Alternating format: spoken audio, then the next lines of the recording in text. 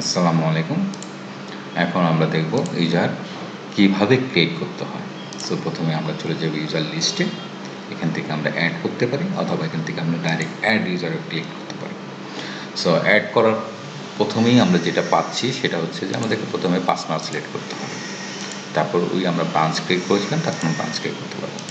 কানেকশনটি share হবে না directory আমরা এখান থেকে সিলেক্ট করে দিতে পারবো। Client type home corporate, home যদি সিলেক্ট করি হোম অনুযায়ী প্যাকেজ শো করবে, কর্পোরেট সিলেক্ট করি কর্পোরেট অনুযায়ী প্যাকেজ শো করবে। সেখান থেকে আমরা হোম সিলেক্ট করলাম। অ্যানেবল বিল সার্কেল যেটা আমি বলেছিলাম এখানে যে আমরা কি ম্যান্ডেটরি করতে পারি না ম্যান্ডেটরি ছাড়া করতে পারি। যদি আমরা অ্যানেবল বিল সার্কেল দিয়ে দিলাম 10 তারিখ ইউজার এক্সপায়ার হয়ে যাবে 10 তারিখে। বিল সার্কেল সিস্টেমটা আমি আপনাদেরকে আগে কথাবার্তা বলেছি, আপনারা একটু আগে ভিডিও দেখে নেবেন। সো আমরা আপাতত বিল সার্কেল না যাই। আচ্ছা, আমরা যখন এই ইউজার ক্রিয়েট করবো আমরা কি ডিএস রিপোর্টে এই ইউজারটাকে দেখাতে চাই নাকি দেখাতে চাই না। সো আমরা এখান থেকে যদি অন করে দিই তাহলে এটা আমরা ডিএস রিপোর্টে দেখাবো না, আর যদি অন করে দিই তাহলে ডিএস রিপোর্টে দেখাবো। এখন আমরা এখানে ইউজার নেম দেব test, password test 123, test 123, full name যা দিলাম। যদি কোম্পানির নাম থেকে কোম্পানি না থাকলে নেই, এখানে আমরা দিলাম test test. Alternative email address থাকতে এখানে দিতে পারি। রেজিস্ট্রেশন মোবাইল নাম্বার অবশ্যই আমাদেরকে এখানে দিতে হবে। অল্টারনেটিভ এনআইডি ইনফরমেশনটাকে এখানে দিয়ে দেবো। অ্যাড্রেস অবশ্যই এখানে দিতে হবে। কান্ট্রি এখান থেকে সিলেক্ট করতে পারবো। থানা এখান থেকে, সিটি স্টেট থানা সব কিছু আমরা এখান থেকে সিলেক্ট করতে পারবো। এরিয়া ব্লক থাকলে ব্লক থাকলে ব্লক। আচ্ছা, এই জিনিসটা আমাদেরকে দেওয়ার এখানে একটাই প্রয়োজন হচ্ছে যে পরবর্তীবার আমরা ইউজারকে ফিল্টার করে যাতে ইজিলি বের করতে পারি। কানেকশন টাইপ ওয়্যারলেস ওয়্যার, এখানে আমরা ইউজারকে কী টাইপের কেবল দিয়েছি না দিয়েছি এখানে ডিটেলস আমাদের সুবিধার জন্য আমরা এখানে সেভ করে রাখতে পারি। আচ্ছা, এইখানে আমি বলেছিলাম যে এক্সপায়ারেশন টাইম যেটা ওখানে আমি কি অ্যানেবল করে দিব নাকি দিব না। যদি দিতাম তাহলে আমি এখান থেকে ইচ্ছে করেই আমি টাইম বাড়িয়ে ইউজার ক্রিয়েট করতে পারতাম। আর সিমুলেশন সেশন এই জিনিসটা হচ্ছে যে আপনার একটা ইউজার এই একই নামে কয়বার লগ ইন করতে পারবে আপনার নেটওয়ার্কে, সো আপনি এখান থেকে কমাতে বাড়াতে পারেন। যদি 0 করে দেন তাহলে সে একবারও লগ ইন করতে পারবে না। 1 করে দিলে একবারই লগ ইন করতে পারবে।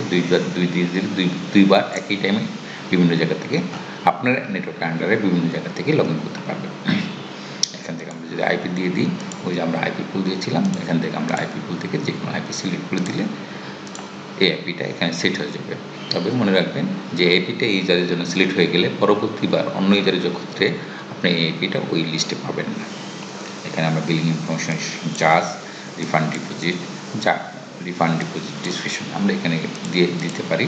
তাহলে হবে নেক্সট টাইম আমরা জাস্ট ইউজার প্যানেল থেকে দেখতে পারবো যে ইউজার বিলিং ইনফরমেশনগুলো কী কী দেওয়া আছে। সো আমরা এখানে সাবমিট দিয়ে দিব।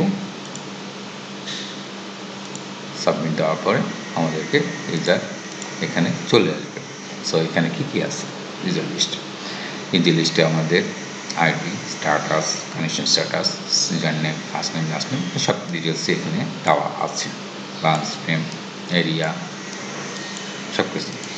বাট কথা হচ্ছে যে ইউজার আমাকে প্রথম যখন ক্রিয়েট করবো তখন এক্সপায়ার হিসাবেই ক্রিয়েট করা হবে। এখন আমরা এটাকে কী করবো সেটা হচ্ছে প্রথমে আমরাকে রিনিউ করবো। রিনিউ কীভাবে করবো, এখানে সিলেক্ট করবো, তারপর রিনিউ বাটনে ক্লিক করবো, অথবা ইউজারের আন্ডারে চলে যেতে হলে প্রথমে আমাকে ইউজারের নেমে এই জায়গায় ক্লিক করতে হবে, তখন এখানে চলে আসবে, তখন এখান থেকে আমরা রিনিউ করতে পারবো। রিনিউ করার জন্য আমাদেরকে রিনিউ মেনু চলে আসবে, এখানে আমাদেরকে রিনিউয়াল স্ট্যাটাস দেখাবে কীরকম।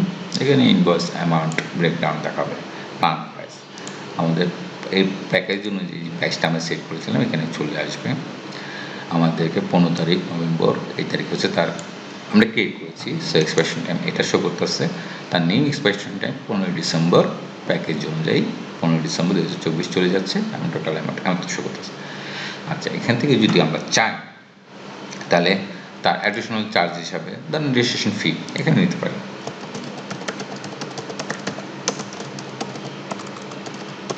রেজিস্ট্রেশন ফি তার 500 টাকা। যখন আমরা 500 টাকা অ্যাড করলাম তখন এখানে অ্যাডিশনাল চার্জ 500 টাকা অ্যাড হবে, টোটাল বিল হয়ে যাবে 1000 টাকা।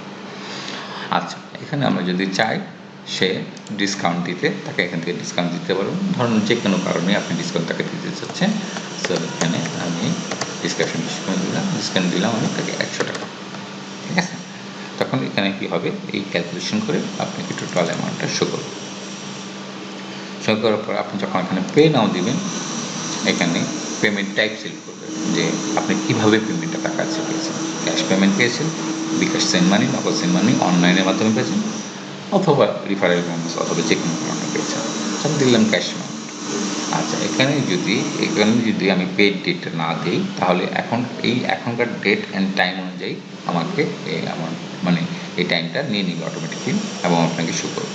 সো আমি পে নাও দিলাম, user renew successful, user active হয়ে গেছে এবং রিনিউয়ালে এটা অ্যাক্টিভ করেছে তা দেখাচ্ছে, কত টাকা করেছে তা দেখাচ্ছে, সব ইনফরমেশন দেখাচ্ছে।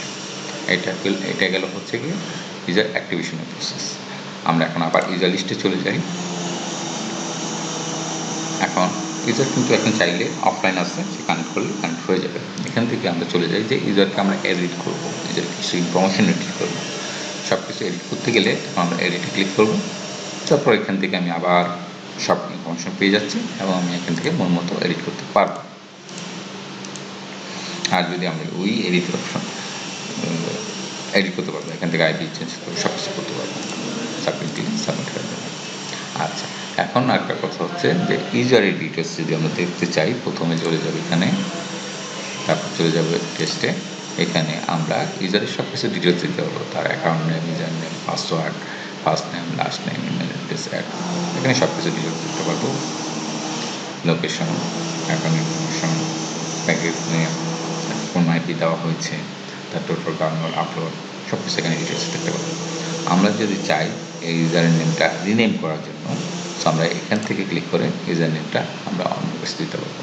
কারণ এখন হচ্ছে টেস্ট, আমরা এটা চেঞ্জ করে দিলাম টেস্ট 1 2 3 রিনেম। সো ইউজার নেমটা চেঞ্জ হয়ে গেছে। আমরা যদি চাই প্যাকেজটা চেঞ্জ করতে কোনো অ্যামাউন্ট ছাড়া রিকোয়েস্টে, সো আমরা এখান থেকে ডাইরেক্ট সিলেক্ট করে প্যাকেজটা চেঞ্জ করে চেঞ্জ প্রোফাইল দিলেই প্যাকেজ চেঞ্জ হয়ে যাবে। আপনি যদি চান ইউজারের পাসওয়ার্ডটা চেঞ্জ করতে, এখান থেকে আপনার পাসওয়ার্ডটা চেঞ্জ করতে পারবেন। আচ্ছা, আরেকটা নতুন অপশন আমাদের এখানে অ্যাড করা হচ্ছে রিসেট পাসওয়ার্ড। ধরেন কোনো ক্ষেত্রে ইউজার একটা পাসওয়ার্ড দিচ্ছে, বাট আমাদের ডাটাবেসের সাথে মিশছে না, তার লগ ইন করতে পারছে না।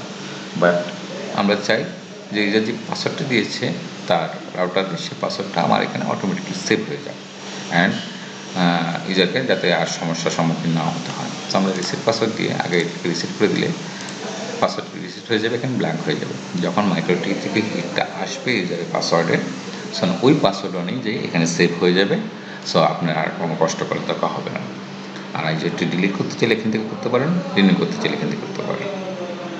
এক্সটেন্ড অপশন, অনেক সময় কি হয় যে আপনার ইউজার এক্সপায়ার্ড হয়ে গেছে, যে ভাইয়া আমাকে 2 ঘন্টার জন্য ইন্টারনেট কানেকশন দেন, আমি বিলটা পেমেন্ট করে দিচ্ছি, নাহলে তো আমি বিলটা পেমেন্ট করতে পারছি না।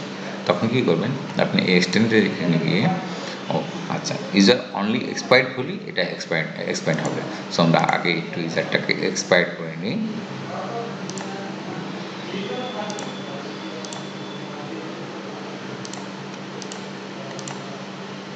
সো এক্সপায়ার্ড হয়ে গেল। সো এখন এক্সটেন্ড দিয়ে আমরা কত ঘন্টার জন্য ওয়েট করে দিব, ধরেন আমি তাকে 24 ঘন্টার জন্য এক্সটেন্ড করে দিলাম। সো 24 ঘন্টার জন্য এক্সটেন্ড করে দিলে তখন কী হবে, সে ইউজার এই যে দেখেন নেক্সট এক্সপায়ারি ডেট, তখন কী হলো তার এক্সপায়ারি টাইম এত, বাট তার 24 ঘন্টার জন্য তার টাইমটা অ্যাড হয়ে গেল, সে এখন রিনিউ করতে পারবে। বাট এটার সাথে তার ফাইন্যান্সে মানে যখন রিনিউ করতে যাবে তার এক্সপায়ারি ডেট কিন্তু এটাই থাকবে, তার এটা চেঞ্জ দেখাবে না ওখানে, এটা জাস্ট তাকে রিনিউ করার জন্য দেওয়া হয়েছে। এইসব হ্যাঁ। আচ্ছা, ইউজার প্যানেলে আমাদের এখানে আছে কত টাকা ইনভয়েস অ্যামাউন্ট সে টোটাল পেমেন্ট করেছে, টোটাল ইনভয়েস কতগুলো আছে, কত টাকার আছে সেটা এখানে শো করতেছে।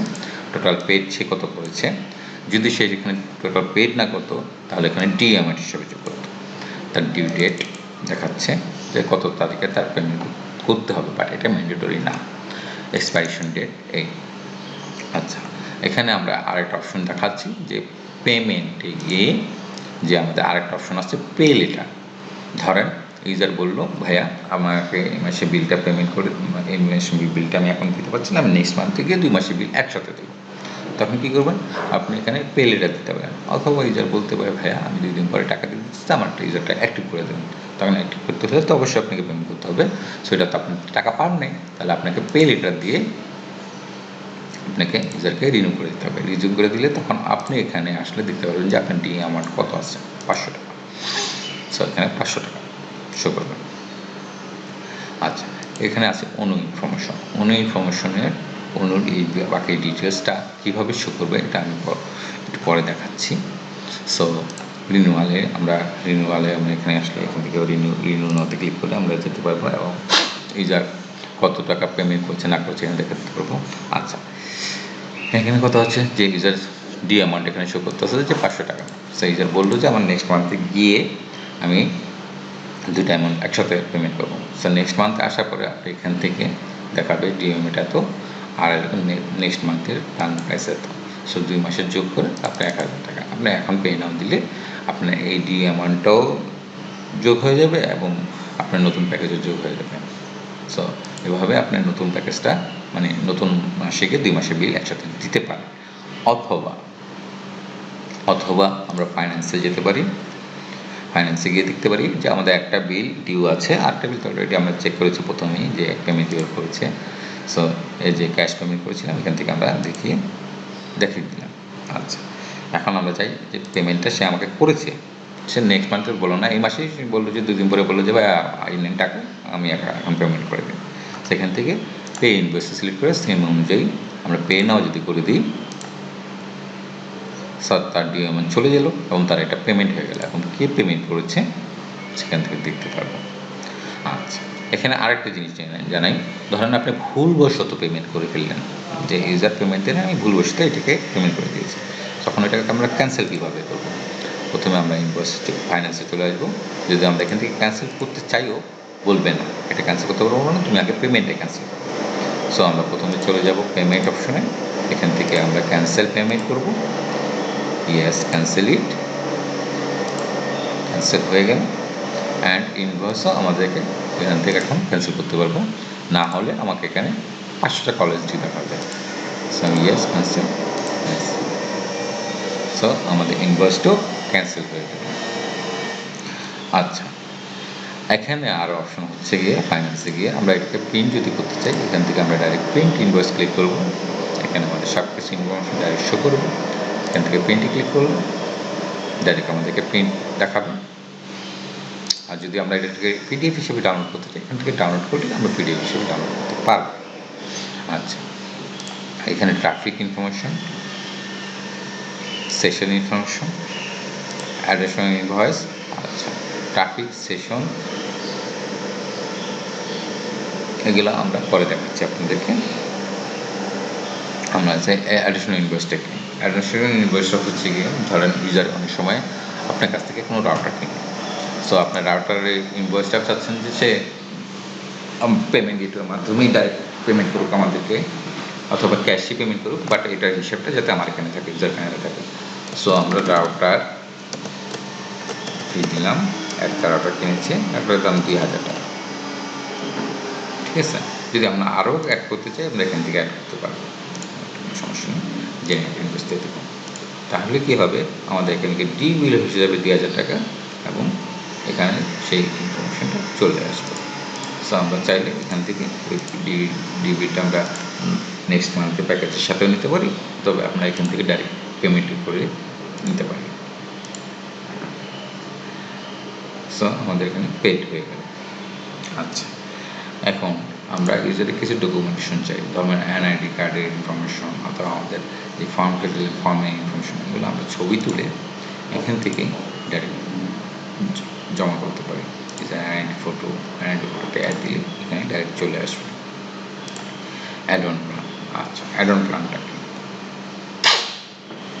অ্যাড অন প্ল্যানটা হচ্ছে যে প্রত্যেক মাসে ইউজার আমাকে, ধরেন আমি কিছু সার্ভিস দিই, লাইক নেটফ্লিক্স সার্ভিস দিচ্ছি, অথবা ইউজারকে একটা পাবলিক আইপি দিলাম, পাবলিক আইপি বিল হিসেবে 200 টাকা নিতে চাই বা 100 টাকা নিতে চাই।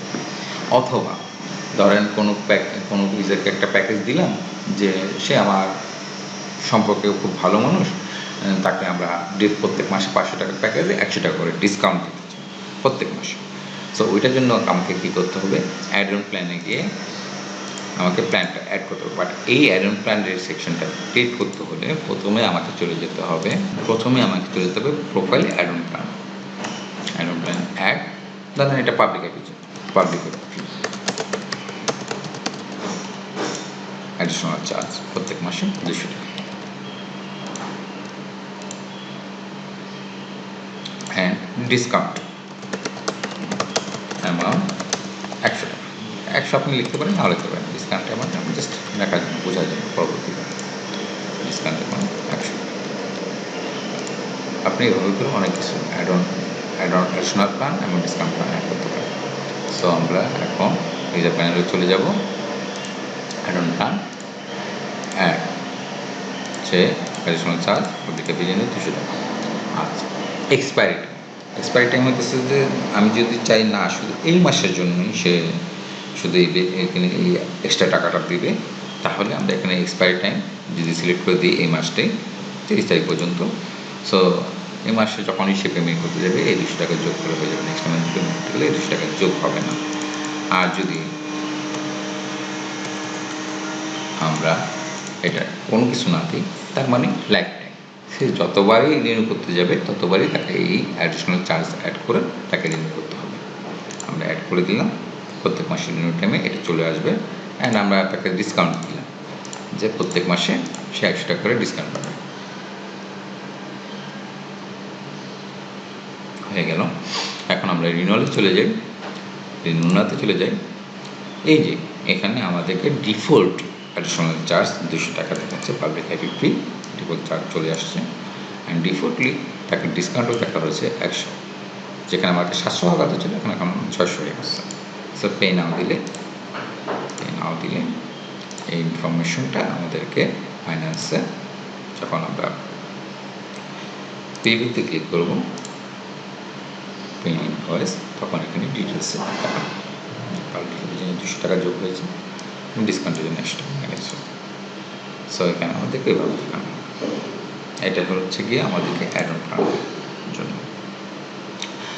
প্যারেন্টাল কন্ট্রোল, এই অপশনটা আমরা নতুন অ্যাড করেছি, যেটা অনেক সময় হয় যে আমাদের ইউজাররা যারা মাতা পিতা আছে, ঘরে ছেলে মেয়ে আছে, অনেক সময় পড়ালেখার জন্য বলে যে আমাদেরকে ধরেন 1 সপ্তাহের জন্য যে আমার লাইনটা রাত 8টার থেকে কিংবা রাত 9টা থেকে সকাল 6টা পর্যন্ত বন্ধ থাকবে, যাতে আমার ছেলেপেলেরা পড়াশোনা করতে পারে, ইন্টারনেট ইউজ না করতে পারে।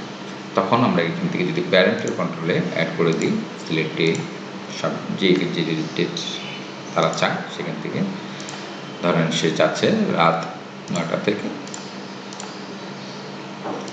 সকাল 6টা পর্যন্ত,